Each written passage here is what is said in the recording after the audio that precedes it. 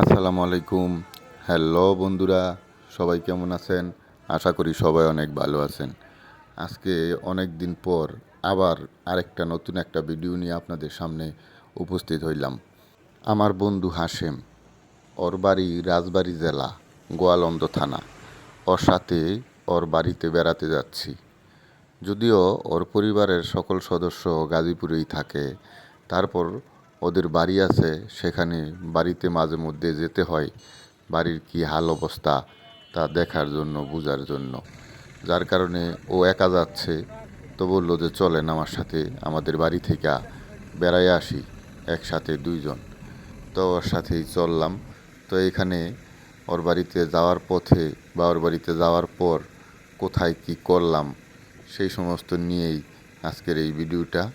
তো সবাই পাশে থাকবেন আর ভিডিওটা শেষ পর্যন্ত দেখতে থাকবেন না টেনে। অবশ্যই আপনাদেরও গ্রামীণ কিছু পরিবেশ, কিছু সিনারি ভালো লাগবে আপনাদের। আমরা এখন জামতলা নামক বাস স্ট্যান্ড সিএনজি থেকে নামলাম। তো এইখান থেকে নামার পর আমরা অটোরিকশা কইরা হাশেমের বাড়ির দিকে যাইব। এখান থেকে আমরা এখন অটোতে উঠে গেলাম। আর গ্রামের রাস্তা, আর সবচেয়ে বড় কথা হইল বর্ষার দিন।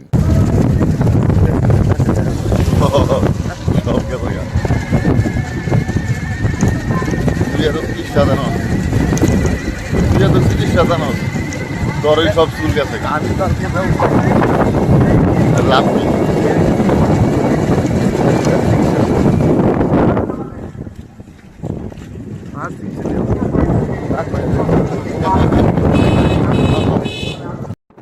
আমরা দুই বন্ধু গল্প করতে করতে যাচ্ছি। আমাদের মাথার চুল পড়ে যাচ্ছে। হাশেম এই কথাটাই আমাকে বলছিল যে আমাদের তো মাথার চুল পড়ে যাচ্ছে। তো আমি আবার ওকে বললাম, তুই তো অনেক চিকিৎসা জানোস, আর কবিরাজের মাথায় চুল নাই। কয় আমি জানি, কিন্তু ব্যবহার তো করি না। বন্ধুরা, আমরা হাশেমের বাড়ির অনেকটা কাছাকাছি চলে আসছি। ওই যে সামনে একটা ব্রিজ দেখতেছেন, এই ব্রিজটার ওই পারেই ওর বাড়ি। তা আমরা এই পর্যন্ত কেমন করে কীভাবে আসলাম? আমরা গাজীপুর চৌরাস্তা থেকে একটা বাসে উঠলাম। সেই বাসে আমাদের নিয়ে আসলো সাভার নবীনগর জাতীয় স্মৃতিসৌধর ওই জায়গায়। ওখানে আমরা নামলাম। ওখান থেকে নামার পর আবার আমরা আরেকটা বাসে উঠলাম। ওই বাসটা আমাদের নিয়ে আসলো পাটুরিয়া ফেরিঘাট বা লঞ্চঘাট। ওইখান থেকে আমরা লঞ্চে কইরা, না সরি, আমাদের আসার সময় আমরা ফেরিতে কইরা আসছি।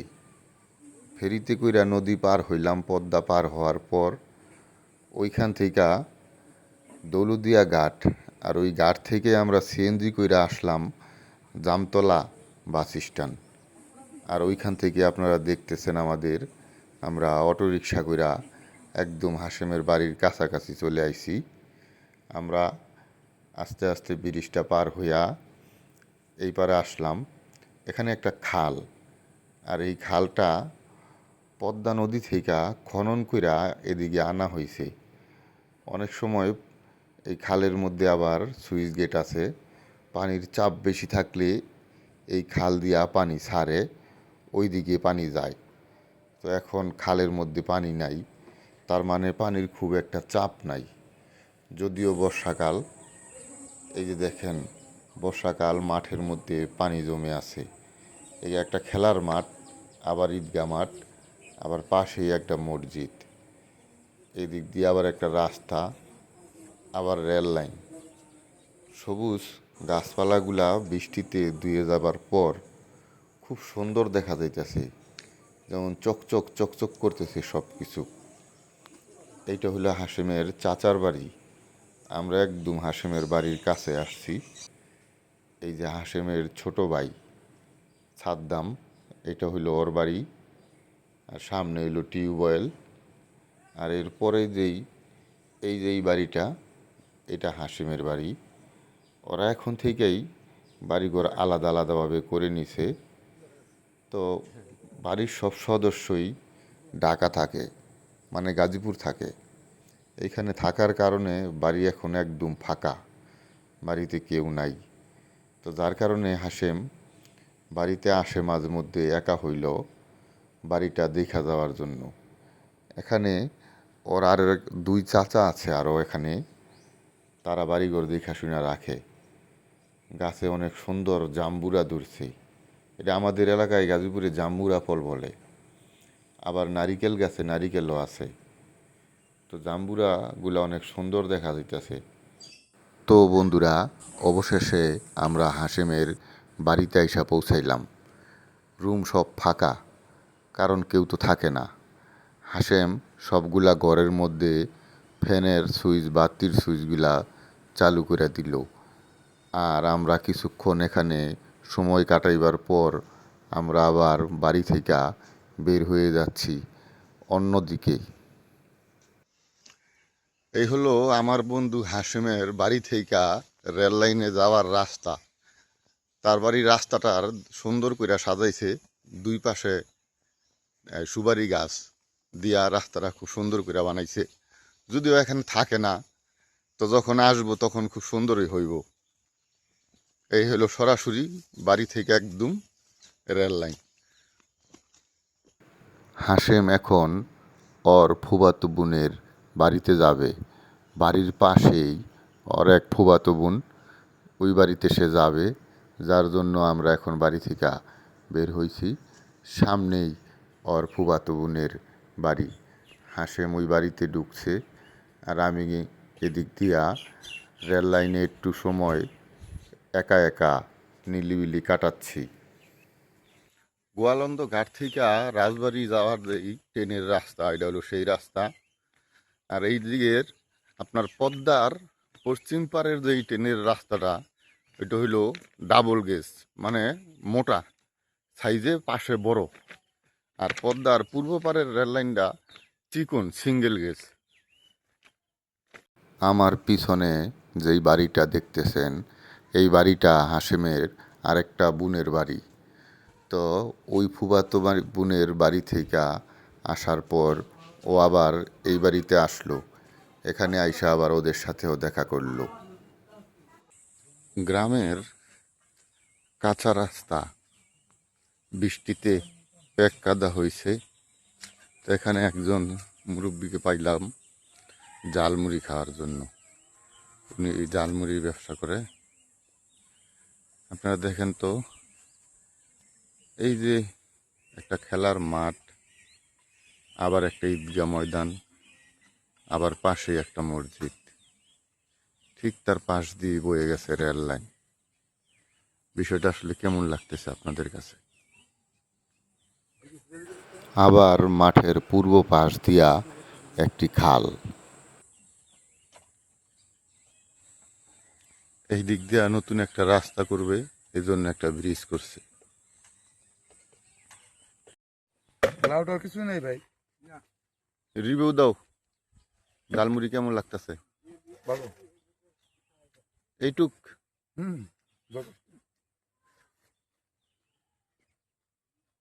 আপনি জালমুড়ি রেডি।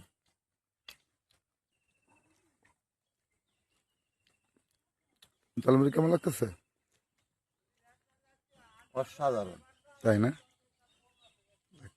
আঙ্কেল সুন্দর একটা মুড়ি বানাইছে, খুব মজা লাগতেছে। ও ঠিক আছে, আসেন মাঝে মাঝে আঙ্কেলের দোকানে মুড়ি খাওয়ার জন্য আপনি। আসতে হবে। আচ্ছা ঠিক আছে, আবার আসলে খাইব। জালমুড়ি খাওয়ার পর আবার ওর এক ভাইয়ের বাড়িতে আসলো, ভাইয়ের সাথে এবং ভাবির সাথে দেখা করার জন্য। এখান থেকে এই বাড়িতে দেখা কইরা আবার আমরা বের হয়ে যাইতেছি।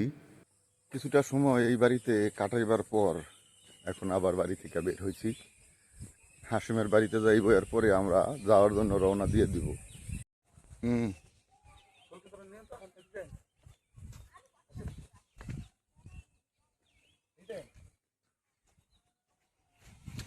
এখন আবার কই?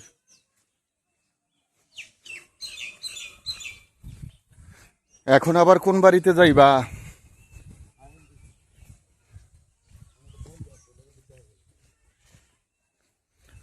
বন্ধুর বাড়ি। তো এখন আবার বন্ধুর বাড়ি আসলো। এই হলো হাশেমের বন্ধুর বাড়ি। ছোটোবেলার বন্ধু। তো অনেক দিন পর আসছে বন্ধুর বাড়িতে বন্ধুর সাথে দেখা করার জন্য, কিন্তু দুঃখের বিষয় বন্ধুকে বাড়িতে পাওয়া গেল না, সে বাড়িতে নাই। এখন আমরা চলে যাচ্ছি হাশেমের বাড়িতে, ওইখান থেকে আবার আমরা যাওয়ার জন্য রওনা দিব। এই জন্য আমাদের যাওয়ার প্রস্তুতি শুরু করব হাশেমের বাড়ি যাওয়ার পর। বন্ধুরা, অনেকের সাথেই দেখা হইল, অনেকের বাড়িতেও যাওয়া হইল। এখন আবার সবার বাড়ি থেকে ঘুরে আইসা হাশেমের ঘরে একটু সময় আমরা রেস্ট নিচ্ছি। আমরা কিছুক্ষণ বইসা রেস্ট নেওয়ার পর আবার ঘরে তালা দিয়ে আমরা এখান থেকে যাওয়ার জন্য বের হয়ে যাচ্ছি। হাশেম ঘরের মধ্যে এবং বারিন্দার গেটের মধ্যে তালা দিয়ে দিল আর দেখলো সব কিছু ঠিকঠাক আছে কি না। এখন আমরা আবার গাজীপুর যাওয়ার জন্য উদ্দেশ্যে বাড়ি থেকে বের হয়ে পড়লাম। এখন আমার আবার মাথার মধ্যে একটু ছোটোবেলার স্মৃতি মনে পড়ে গেল। রেল লাইনের উপর দিয়ে হাঁটতাম, তো ওই জিনিসটা আবার হাশেমকে বললাম, হাশেম আমি একটু রেল লাইনের উপর দিয়ে হাঁটবো। তো এই দিক দিয়ে আবার হাশেমের এক ভাই, চাচাতো ভাই, ওকে ডাকছে তার বাড়ি থেকে কিছু টাটকা সবজি দিবে, ওইগুলা গ্রামের থেকে আবার গাজীপুর নিয়ে আসবে। গ্রামের একদম বিষমুক্ত টাটকা সবজি, ওইগুলা নিয়ে আসলো। বরাবরের মতো এখন আমরা আবার অটোতে উঠে গেলাম। অটো রিকশায় করে আমরা এখন দৌলতদিয়া ঘাট আসব, ওইখান থেকে আবার ফেরিতে নয়তোবা লঞ্চে। এই যে পাশেই, রাস্তার পাশেই একটা দরগা দেখা যাইতেছে, এখানে নাকি কোনো একজন বড় আউলিয়া আসছিল, তো তার স্মরণেই এখানে একটা দরগা হইতাছে। তো যাই হোক বন্ধুরা, আমরা এখন দৌলতদিয়া লঞ্চ ঘাট চলে আসছি। এই হলো লঞ্চ ঘাটে যাওয়ার জন্য রাস্তা। ওই যে লঞ্চ ঘাট সামনেই, আর সারি সারি লঞ্চ এখানে বাইন্দা রাখছে। এই যে আপনারা দেখতেছেন সারি সারি লঞ্চ এখানে বেঁধে রাখছে, অনেকগুলা লঞ্চ বাইন্দা রাখছে এখানে। লঞ্চ ঘাটে মানুষ আছে টুকটাক। আর এই যে সামনের যে লঞ্চটা দেখতেছেন, আমরা এই লঞ্চে কইরাই পদ্মা নদী পাড়ি দিব। তো আমার বন্ধু হাশেম আমার আগেই লঞ্চে ঢুকা পড়ছে, তো আমি আস্তে আস্তে পরে আসলাম।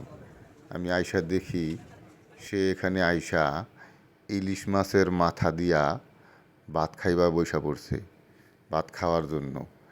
তো আমিও বসলাম, একটা বড় ইলিশের চাক ভাজা আর কাঁচামরিচ আর সাথে আছে ডাল। তো এই লঞ্চের মধ্যে ইলিশ মাছ ভাজা দিয়া ভাত খাওয়ার একটা অন্যরকম মজা, এই জিনিসটা আগে আমি বুঝতে পারি নাই। তো এই প্রথম এখানে লঞ্চে আইসা ভাত খাওয়ার পর মজাটা বুঝলাম। তো আস্তে আস্তে যাত্রী দিয়া লঞ্চটা ভরে গেছে, কিছুক্ষণের মধ্যেই লঞ্চটা ছেড়ে দিবে। এই যে লঞ্চটা এখন ছেড়ে দিছে, আমরা পদ্মার বুকে আছি। পদ্মার পশ্চিম পার থেকে দৌলতদিয়া ঘাট থেকে আমরা পাটুরিয়া ঘাটে আসব। এখানে আইসা আবার বাসে চড়ব। অনেক মানুষ ঘোরাঘুরি করতেছে, লঞ্চের মধ্যে হাঁটতাছে, আর পদ্মার বুকে বাতাস একদম খাঁটি অক্সিজেন, সবাই নিঃশ্বাস নিচ্ছে বুক ভরে। আর আমরা, শুধু আমরা না, অনেকেই দেখেন বইসা রয়েছে, সবাই কেউ কেউ মোবাইল টিপাইতেছে। ওই যে পিছনে আমরা রাইখে আসলাম দৌলতদিয়া ঘাট, আমরা এখন পাটুরিয়া ঘাটে যেয়ে নামবো।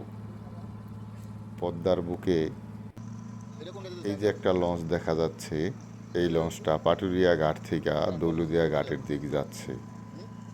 পদ্মার পানিটা আসলে গুলা, আর আসলে আমরা যেই জায়গাটাতে আছি, এই জায়গাটা পদ্মা এবং যমুনা একসাথে মিলিত হয়েছে, ঠিক এমন একটা জায়গার মধ্যে আছি। এই জায়গার মধ্যে দুইটা নদীর মিলনস্থল। তো তবে এখান থেকে আর যমুনার নাম নাই, যমুনার নামটা সামনেই রয়ে গেছে। এখান থেকে এই নদীটাকে এখন পদ্মা নদী হিসাবেই চিনে। তো আমাদের লঞ্চটা পাড়ে আইসা বিরা পড়ছে। আমরা পাটুরিয়া ঘাট চলে আসছি। এখানে আসার পর একটু নামলাম, লঞ্চ থেকে নামার পর উপরে একটু সময় কাটাইতেছি, প্রকৃতির সৌন্দর্য উপভোগ করতেছি, প্রশান্তির বাতাস বুক ভরে শ্বাস নিচ্ছি। আমার যেহেতু ভিডিও করা নেশা, তো সেই নেশার কারণে হলেও এখানে দাঁড়াতে হয়, কিছু ছবি ভিডিও করতে হয়। আমার বন্ধু হাশেম, সেও বলতেছে যে আমার একটু ভিডিও করেন, এইখানে খুব ভালো লাগতেছে আমার নিজেরও। তো আসলেই নদীর কাছাকাছি আসলে মনটা অনেক নরম হয়ে যায়। আপনারা পাটুরিয়া লঞ্চ ঘাট দেখতেছেন। পাটুরিয়া লঞ্চ ঘাট, এইখানে দাঁড়াইলাম বন্ধু হাশেম রে নিয়া, যে কয়েকটা ছবি তুলি আর একটু ভিডিও করি। লঞ্চ একটা আসতেছে তো আরেকটা যাইতেছে, ওই যে দেখা যাইতেছে আরেকটা লঞ্চ দৌলতদিয়া ঘাটের দিক যাচ্ছে, আর ছোট একটা লঞ্চ যাচ্ছে গান বাজিয়ে বক্সের মধ্যে, আর ওরা অনেক আনন্দ উল্লাসে নাচানাচি করতেছে। এটা হয়তো পিকনিকের কোনো লঞ্চ হবে। আসলে যখন বর্ষার সময় হয় তখন অনেকেই নৌকা ভ্রমণে যায়, তো সেই নৌকা ভ্রমণে যাওয়ারই একটা নৌকা আর কি। তো কেমন লাগলো বন্ধুরা আজকে আমাদের দুই বন্ধুর গাজীপুর থেকে রাজবাড়ী ভ্রমণ? আপনাদের কেমন লাগছে সবাই কমেন্ট করে জানাবেন। আর আমার নতুন বন্ধু যারা আছেন তারা সাবস্ক্রাইব করে নেবেন আরও নতুন নতুন ভিডিও দেখার জন্য। তো আমরা ভিডিওর প্রায় শেষ প্রান্তে চলে আসছি। আমরা পাটুরিয়া ঘাট থেকে গাড়িতে উঠে গেলাম, আর আমরা গাজীপুরে যাওয়ার উদ্দেশ্যে এখন উঁচু একটা ব্রিজের মধ্যে উঠছি। তো আজকের মতো বিদায় নিচ্ছি, আল্লাহ হাফেজ।